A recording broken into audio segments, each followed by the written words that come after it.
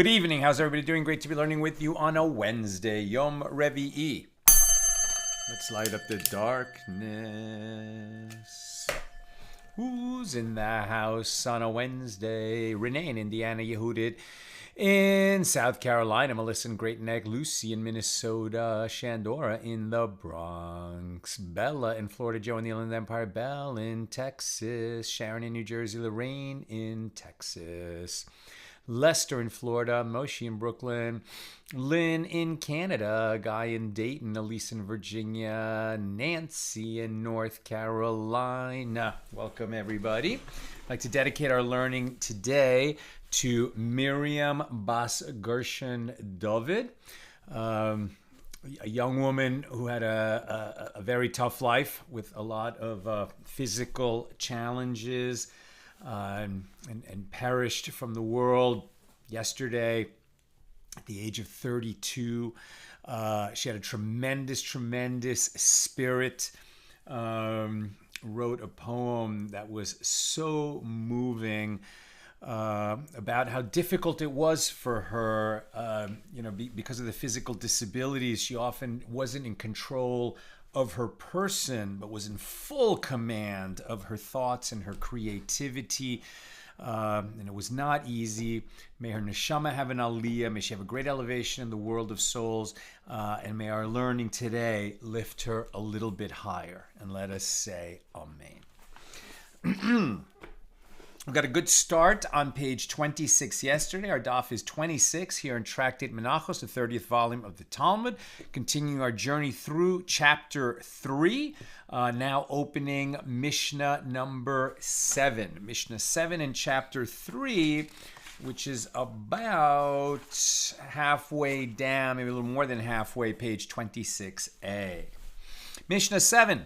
A handful of a meal offering that was not sanctified in a service vessel is unfit, and Rabbi Shimon deems it fit. If the priest burned the handful of a meal offering twice, meaning in 2 increments, it is fit. Okay, so bottom line, we're talking about when the handful, which is removed like this, the chametz, the handful is removed from a meal offering. It's not placed directly on the fire, though Rabbi Shimon seems to perhaps would allow that. But the halacha is it has to be taken out with the hand by a priest and then placed in a service vessel. And it's in the service vessel, right, silver or gold, transported, conveyed to the fire on the altar, and then it's placed on the fire on the altar. Okay, short Mishnah. That was Mishnah 7. Now the Gemara. Rabbi Yehuda, the son of Rabbi Chiya, says, what is the reasoning of Rabbi Shimon that the service vessel is not necessary? So the verse states with regard to a meal offering, it is most holy as the sin offering and as the guilt offering. That's Leviticus 6:10. Rabbi Shimon derives from here that the handful of the meal offering may be placed on the altar in the manner of the blood of either a sin offering or a guilt offering, brought as an animal offering, right? An animal, a mammal, goat, sheep, or ox. If a priest comes to perform this sacrificial rites of a meal offering with his hand, as one performs the sprinkling of the blood of a sin offering, which is performed with the priest's right index finger, so he must perform its rites with his right hand, like the sin offering. If he performs the sacrificial rites with a vessel, as one performs the sprinkling of the blood of a guilt offering, whose blood is sprinkled from a vessel on the altar, and whose sprinkling may be performed with the priest's left hand, then he may perform its rites with his left hand, like the guilt offering. So Rabbi Shimon is saying, since with the sin offering of an animal, the blood is actually sprinkled on the altar with his finger, so it sounds like Rabbi Shimon would say, well, if the meal offering is the meal offering of a sinner, then the handful can be applied to the altar directly with his hand and wouldn't need that service vessel. But it's a little odd, right? Because with the blood of an animal offering, it must be collected in a service vessel, conveyed to the altar in that service vessel, and then he takes blood out of the service vessel with his finger. So do we really not need the service vessel, Rabbi Shimon? Let's keep reading. And Rabbi Yanai says, according to Rabbi Shimon, there are no restrictions on the manner in which the handful is sacrificed, as once the priest has removed the handful from a service vessel, right? The meal offering has to be in a service vessel, and then he removes the handful from there. Then he may bring it up and burn it, even if he placed it in his belt or even in an earthenware vessel. The service vessels in the Holy Temple were not earthenware vessels. They were made of silver or gold. So Rav Nachman bar Yitzchak says all concede that the handful requires sanctification in a service vessel before it is sacrificed. All concede? Does that mean Rabbi Shimon too? The Gemara raises an objection to the statement of Rabbi Yehuda, the son of Rabbi Chia, from a Baraisa, with regard to the burning of the fats and the limbs and the wood that were brought up to the altar, that the priest brought them up to the altar, whether by hand or with a vessel, whether with the right hand or with the left hand, they are fit. Now that's the wood and the fats and the limbs, right, of the parts of an animal offering that were burned on the fire. Sounds like that did not have to be done with the right hand and did not have to be done in a vessel. Well, yeah, the limbs of the animal were not carried in a vessel, nor was the wood. So this Baraisa continues, with regard to the handful and the incense and the frankincense, that the priest brought them up to the altar, whether by hand or with a vessel, whether with the right hand or with the left hand, they are fit. So this would seem to give support to Rabbi Shimon. Now the Gemara suggests this is a conclusive refutation of the opinion of Rabbi Yehuda, the son of Rabbi Chia, who stated that if the handful is sacrificed by hand, it must be sacrificed only with the right hand. And the Gemara responds that Rabbi Yehuda, the son of Rabbi Chia, could say to you that the Tana of the Baraisa, right, so the sage of the period of the Mishna, who authored this Baraisa. Baraisas are contemporaneous with the Mishnas, though slightly less authoritative because Rabbi Yehuda Nasi, left them out of the compilation called the Mishnah. Right, that the Tana of the Baraisa teaches it disjunctively. And the statement should be understood as follows. If these items are brought up by hand with the right hand, or with a vessel, whether with the right hand or the left, they are fit. So if they come by hand, it has to be the right hand. If they come in a vessel, okay, then they can be carried with the right hand or the left hand. Now the Gemara responds, Rabbi Yehuda, the son of Rabbi Chia, oh no, I just read that. The Gemara attempts to refute the opinion of Rav Nachman bar Yitzchak, that all concede that the handful requires sanctification in a service vessel before it is sacrificed. Come in here, that which is taught in the Baraisa, if the priest removed the handful, but not from a service vessel, and sanctified it, but not in a service vessel, and brought it up and burned it, but not in a service vessel, then it is unfit. And Rabbi Elazar and Rabbi Shimon deem it fit in a case where the handful has been placed in any type of vessel. This contradicts Rav Nachman bar Yitzchak's claim that all concede that the handful must be sanctified in a service vessel. So the Gemara responds to this challenge by saying, say that according to Rabbi Elazar and Rabbi Shimon, from the point when the handful has been placed in a service vessel and sanctified and onward, then it is no longer to take it in a service vessel to the altar and sacrifice it. Therefore, the Baraisa does not contradict Rav Nachman bar Yitzchak's statement, right? So the meal offering has to begin in a service vessel, the full meal offering. The handful has to be taken from it while it's in a service vessel, and we've learned this before, placed in another service vessel. Once it's placed in that second service vessel, it's been consecrated, the handful has been consecrated. Now they're saying you don't have to carry it to the altar in the second service vessel. You could take it out of that service vessel, and whether by hand or in an earthenware vessel, however you're going to convey it to the altar, then you can place it on the fire and burn it. But the important thing is, when you took it out, when the handful was removed from the first service vessel, it did get placed in a second service vessel. It was consecrated by being placed in that second service vessel. And that's a step that you cannot skip. And that accords with our Mishnah. The Gemara suggests another refutation of Rav Nachman bar Yitzchak's opinion from a Baraisa. Come and hear. And the rabbis say the handful requires sanctification in a service vessel. How is this sanctification performed?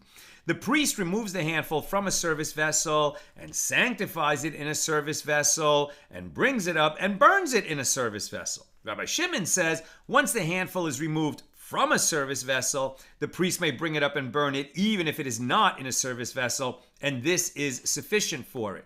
This Baraisa demonstrates that, in contrast to Rav Nachman bar Yitzchak's statement, Rabbi Shimon does not hold that the handful must be sanctified in a service vessel. Is that what it said?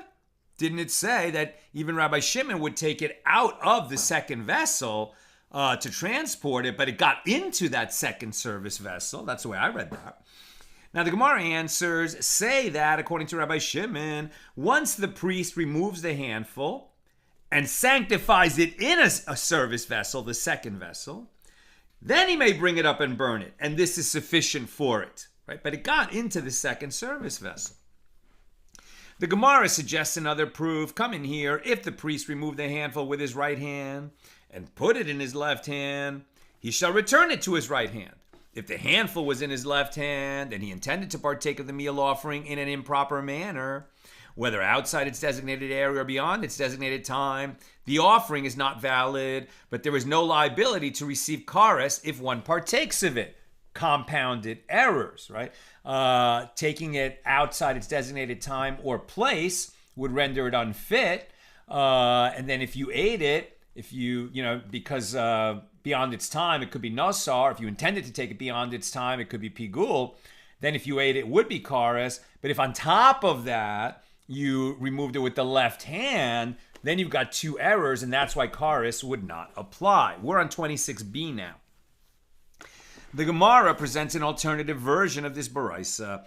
If, while the handful was in his right hand, he intended to partake of the meal offering outside its designated area, the offering is not valid, but there is no liability to receive kares if one partakes of it. If he intended to partake of it beyond its designated time, well, then the offering is pigul, and one who partakes of it is liable to receive kares. This is the statement of Rabbi Elazar and Rabbi Shimon. Okay, that's pigul in the case of a meal offering, makes sense.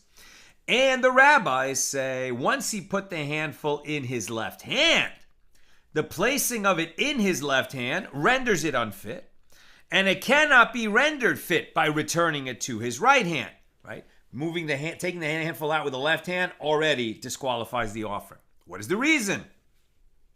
It is because it requires sanctification in a service vessel, and once he put it in his left hand, it is considered like blood that spilled from an animal's neck onto the floor, and before being collected in a service, it's blood from an animal offering that at the time of its slaughter spilled on the floor of the temple before it was placed in a service vessel. If you then gathered it up off the floor and put it in a service vessel, too late. It was already rendered unfit. Whereas, if when you slaughtered an animal offering, you collected its blood in a service vessel, it then spilled on the floor of the temple from the service vessel, then you could return that blood to the service vessel and sprinkle it on the altar. It would remain fit. So the equivalent of that, right, that it can't go to the floor and then the vessel. It has to go from the neck to the vessel. If it then spills, you can put it back in the vessel. That's going to be the equivalent of, you have to take it out, a meal offering, you take it out with your right hand, put it in the second service vessel. If you didn't do that, you're going to render it unfit. Now the Gemara notes, by inference, one can conclude that Rabbi Elazar and Rabbi Shimon do not require sanctification of the handful by placing it in a service vessel. Accordingly, this serves as a conclusive refutation of the opinion of Rav Nachman bar Yitzchak, who stated that even Rabbi Shimon requires sanctification in a service vessel, and the Gemara affirms this is a conclusive refutation of his opinion. The Brisa teaches that, according to Rabbi Shimon, if the priest transferred the handful into his left hand, he should return the handful to his right hand. So he took it out with his right hand, and then he put it in his left hand before he put it in a service vessel, right? So according to this, Rabbi Shimon would say in that situation, you can put it back in the right hand and then put it in the service vessel. according to Rabbi Shimon. Definitely not according to the majority. The Gemara comments, this supports the statement of Rabbi Yehuda, the son of Rabbi Chia, as he said in his interpretation, his understanding of what Rabbi Shimon was saying, right? He said that, according to the opinion of Rabbi Shimon, the rites of the meal offering must be performed with the priest's right hand, right? So even Rabbi Shimon would agree that it has to be done with the right hand. He's just saying that if you put in the left hand before putting the service vessel, you can put it back in the right hand in order to do that. The Gemara asks, shall we say that this Baraisa is a conclusive refutation of the opinion of Rabbi Yanai, as it teaches that the handful must be transferred back to his right hand? Whereas he states that once the handful has been removed from a service vessel, it may be sacrificed in any manner. And the Gemara answers, Rabbi Yanai could say to you, I stated my ruling in accordance with the opinion of the Tana who taught that the burning of the fats in the limbs and the sacrifice of the meal offering can all take place with either right or left hand. And I hold that he does not teach it disjunctively, as it was explained in order to reconcile the Baraisa with the statement of Rabbi Yehuda, the son of Rabbi Chia. Rather, it is to be understood according to its simple meaning. Weiter, onward. The Mishna teaches if the priest burned the handful of a meal offering twice, meaning he took the handful out properly, but then he divided it into two halves, I guess maybe two service vessels, or even into one service vessel, but he put some on the fire and then put more on the fire, right? So he burned it in two segments. It is fit. And the Gemara comments, Rabbi Yehoshua ben Levi says, the handful is fit if it is burned twice, where half of the handful is burned each time, but not if it is burned several times, meaning in smaller increments than two halves. And Rabbi Yochanan says it is fit if it is burned twice, and it is fit even if it is burned several times. In this dispute, we follow Rabbi Yehoshua ben Levi. Generally speaking, we follow Rabbi Yehoshua ben Levi when he has a dispute with Rabbi Yochanan.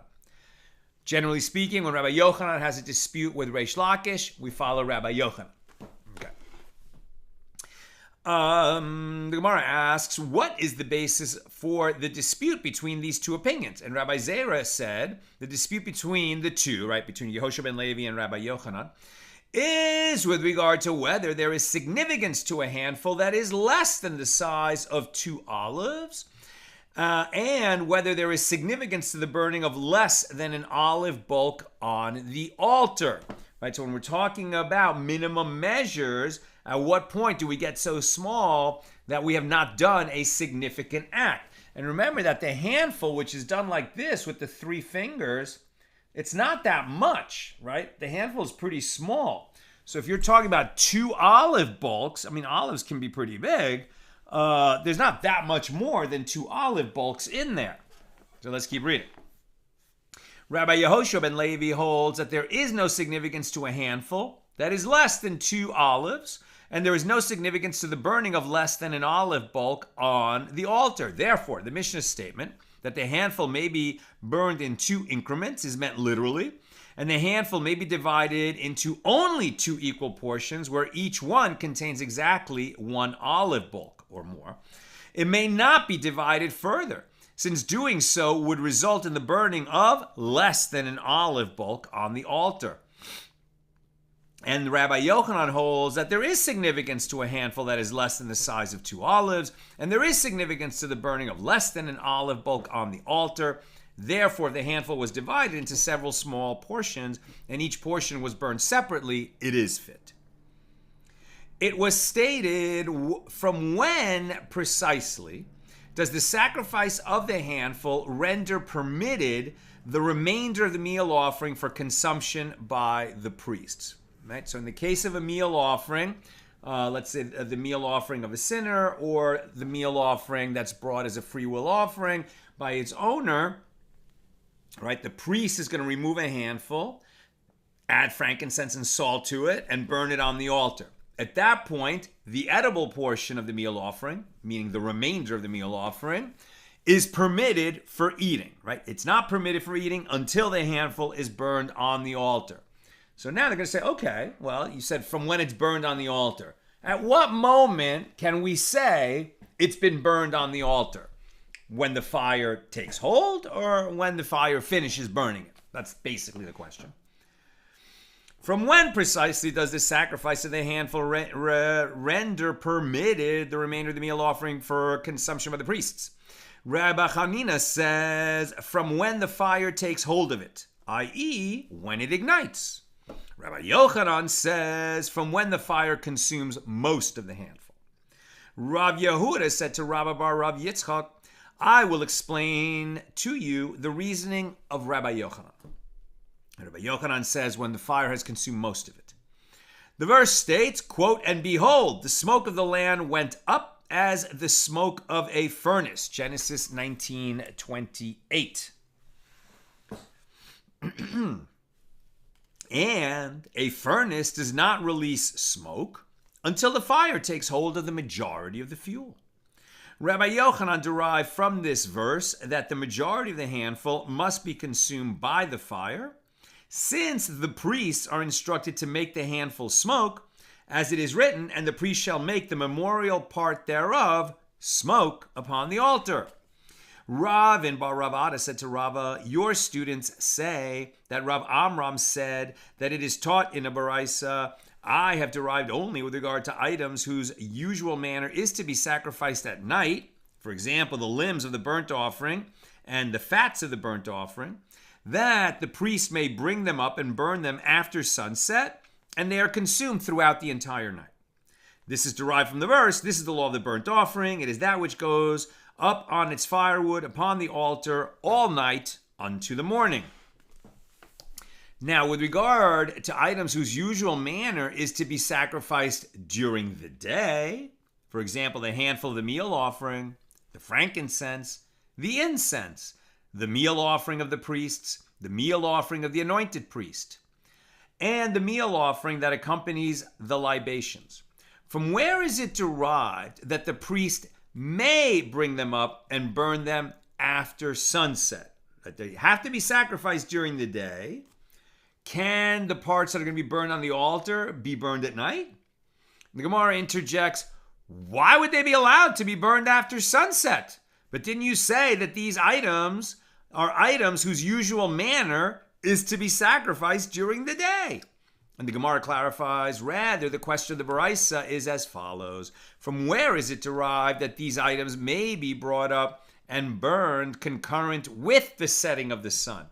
In which case they are consumed throughout the entire night and not during the day. And the verse states, this is the law of the burnt offering, which included everything that is sacrificed on the altar. Rav and Bar Rav Ada challenges this. But if the handful is brought up and burned concurrent with the setting of the sun, you do not find that the majority of it is consumed by the fire before sunset. How does the Baraisa accord with Rabbi Yochanan's statement that the majority of the handful must be consumed by the fire in order to render permitted the consumption of the remainder by the priests? And presumably that has to happen during the daytime. And the Gemara answers, this is not difficult, la kasha. Here, where the Baraisa does not require the consumption by fire of the majority of the handful, it is referring only to that which is required in order for the altar to receive the handful, so that it is considered the food of the altar and may continue to burn all night long. There, Rabbi Yochanan states that in order to render permitted the consumption of the remainder by the priests, the majority of the handful must be consumed by the fire. Right? Different context for the question. So the Gemara notes Rabbi Elazar teaches the Baraisa the way it was initially presented, as asking how it is known that the items that are usually sacrificed during the day may still be burned after sunset. And he interprets the Baraisa as referring to parts of the offering that were dislodged from the fire after sunset, which may be returned to the fire throughout the night. And similarly, when Rab Dimi came from Eretz Yisrael, from the land of Israel, to Babylonia, he said that Rabbi Yanai said the Baraisa is referring to parts that were dislodged from the fire after sunset. So even though you have to burn them during the day, or at least start them burning during the day, then they can keep burning during the night. The question that's being asked is, well, if something fell out of the fire, Now that you say you can't place things on the fire initially at night, so if something fell out of the fire, can you put it back in the fire at night?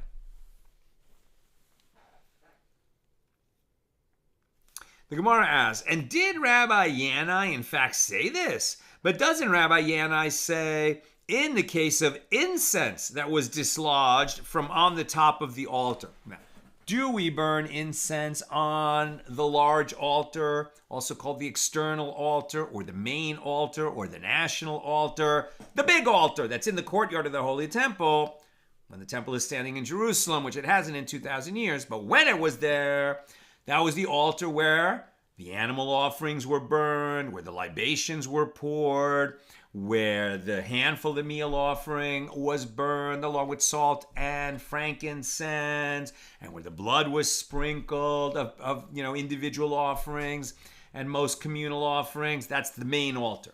Was the incense burned there? No, it was not. The incense was burned on the smaller inner altar that was inside the sanctuary, also known as the incense altar or the golden altar. But the question is the same in terms of when it was placed there and what if some of it fell off. And similarly, Rav Chanina bar Minyumi from the school of Rabbi Eliezer ben Yaakov taught in a Baraisa. The verse states, that which the fire will consume of the burnt offering on the altar, Leviticus 6:3. This teaches that if parts of a burnt offering that were partially consumed were dislodged from the external altar, you shall return them. But you do not return incense that was partially consumed and was dislodged from the inner altar. And the Gemara answers, remove from the Baraisa here the word incense, so that it is not included in the list of items that may be burned throughout the night. Rabbi Asi said when Rabbi Elazar would explain the laws of the meal offering, he would raise this dilemma.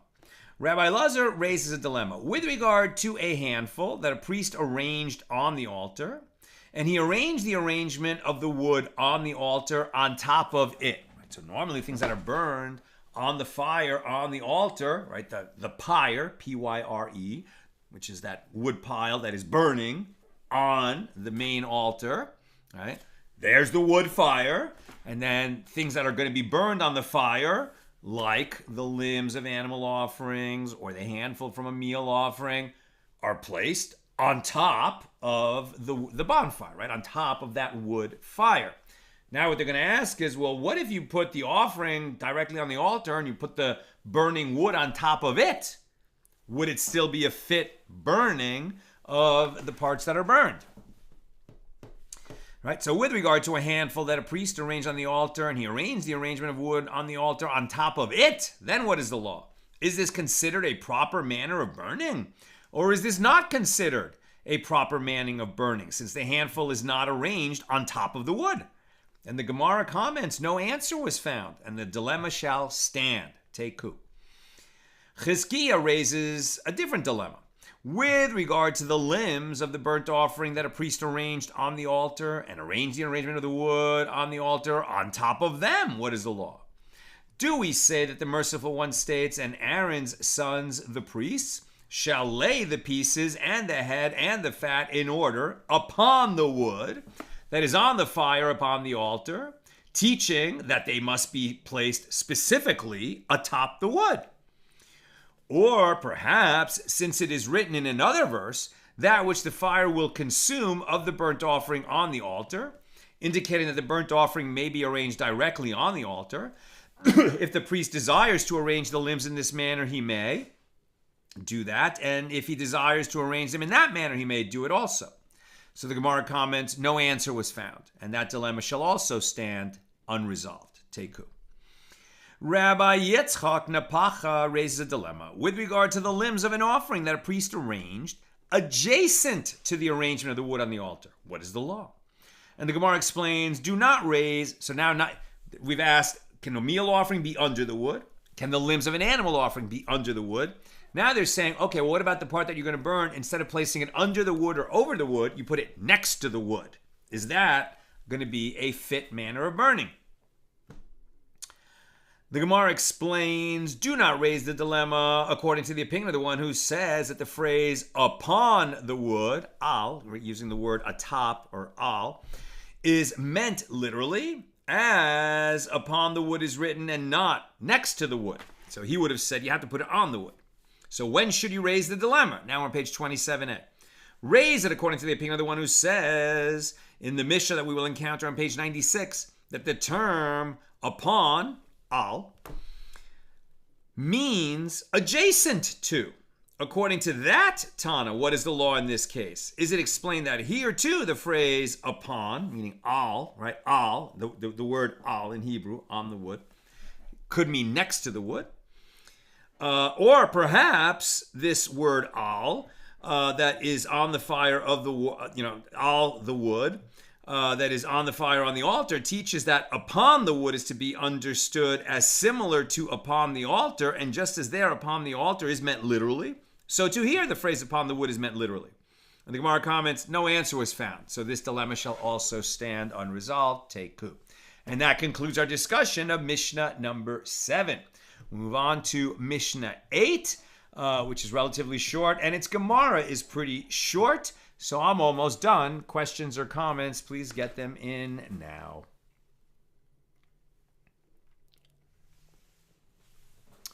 Mishnah 8. With regard to the handful, failure to sacrifice the minority of it prevents the majority of it, which was sacrificed, from rendering it permitted for the priest to consume the remainder of the meal offering. With regard to a tenth of an ephah of flour brought as a meal offering, failure to sacrifice the minority of it prevents the majority of it, which was sacrificed, from qualifying as a proper meal offering of priests, where there is no handful because they sacrifice all of it. With regard to the wine poured as a libation, failure to pour the minority of it prevents the majority of it, which was poured, from qualifying as a proper libation. With regard to the lug of oil that is required for the meal offering, failure to add the minority of it prevents the majority of it, which was added, from being a sufficient measure of oil, right? All or none. If you leave out some, it's going to render it unfit in these situations. With regard to the fine flour and the oil, failure to bring each prevents fulfillment of the mitzvah with the other. With regard to the handful and the frankincense, failure to burn each prevents fulfillment of the mitzvah with the other.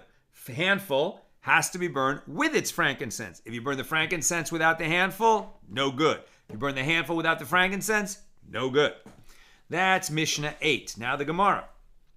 What is the reason that the failure to sacrifice the minority of the handful disqualifies the entire offering? This is derived from the fact that the verse states his handful twice. Once with regard to the voluntary meal offering in Leviticus 2:2, and once with regard to the meal offering of a sinner in Leviticus 5:12. And any law repeated in the verses is deemed indispensable. The Mishnah teaches with regard to a tenth of an ephah of flour brought as a meal offering. That's the proper measure for a meal offering. Failure to sacrifice the minority of it prevents the majority of it from qualifying as a proper meal offering. What is the reason? The verse states the priest shall remove of it a handful of its fine flour. And the usage of the term of its fine flour instead of the fine flour teaches that if any amount of its flour was missing, it is not valid. Okay, so it's not what I said before, where I said there is no handful because it's the meal offering of a priest. That's true. They don't take a handful. They have to put it all on the altar. But here they're saying, even in a regular meal offering, which the handful is going to be taken from it, there needs to be a tenth of an ephah for the handful to be taken from. And if there's less than that, this is not a valid meal offering. Now the Mishnah teaches, with regard to the wine poured as a libation, failure to pour the minority of it prevents the majority of it from qualifying as a proper libation. Right? When libations are brought, there's a measure that's necessary, and if you take out some, you render it unfit. What is the reason?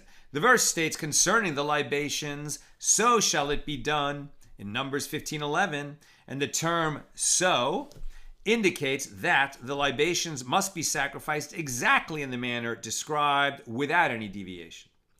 The Mishnah teaches with regard to the lug of oil that is required for the meal offering. Right? Remember, we mix oil with the meal offerings, except for the meal offering of a sinner. Failure to add the minority of it prevents the majority of it from being a sufficient measure of oil. In the case of the oil of the meal offering that accompanies the libations, these are both accompanying an animal offering. This law is learned from the term so, stated with regard to the libations. And in the case of the log of oil that accompanies a voluntary meal offering, the verse states, and of its oil, demonstrating that if any amount of its oil was missing, it is not valid. The Mishnah teaches with regard to the fine flour in the oil, failure to bring each prevents fulfillment of the mitzvah with the other. And the law that each is indispensable is derived from the fact that the two are juxtaposed in the verse. The priest shall remove of it a handful of its fine flour and of its oil. And the fact that this requirement is repeated in the verse of its groats, right, which is the crushed grain, and of its oil teaches that each is indispensable. And finally, the Mishnah teaches with regard to the handful and the frankincense, failure to burn each prevents fulfillment of the mitzvah with the other. The law that each is indispensable is derived from the repetition of the mention of the two together in the verse as it is written. The priest shall remove of its handful the priest shall remove of it a handful of its fine flour and of its oil, as well as all of its frankincense. That's Leviticus 2:2. And again, with regard to the meal offering of a sinner, it is stated, and all the frankincense which is upon the meal offering. Leviticus 6:8. And that repetition teaches us that both components are indispensable to a valid sacrifice. And that concludes our discussion of Mishnah number 8. We'll pick it up tomorrow, God willing, with Mishnah number 9. Well, just seeing one comment from Sharon. What happened there? Okay. Sharon, where is the meal offering to be placed if it is not placed on the wood? So I think what they're saying there is whatever the wood is resting on, which would be the altar itself, what if the handful was placed right on the altar and then the burning wood on top of it? Would it be valid? Apparently, it's at least possible since that dilemma was not resolved or adjacent to it. But right, it would be right on the surface of the altar on which the wood normally rests. And that, I believe, is just the altar itself, the floor of the altar itself. And let's just remember that whereas in the times of the Mishkan, the tabernacle, the altar was not that big because, they put poles through its sides, and then the Levites could carry it from one place to another as the children of Israel moved around the wilderness. And eventually that altar, I suppose, settled in along with the tabernacle in Shiloh for hundreds of years.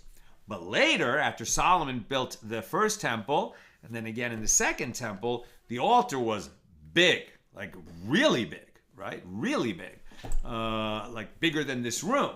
That you could, take a nice walk across the altar, and the fire was somewhere, in the midst of all that. And there were a few other places, like for example, where there were holes in the floor of the altar, and they could pour the libations there, and that would be away from the fire, though all of this is happening on top of the altar. That's what I've got for us today. With God's help, we'll be together again tomorrow, Thursday, at the regular Thursday time, 6 p.m. Pacific. Have a good night.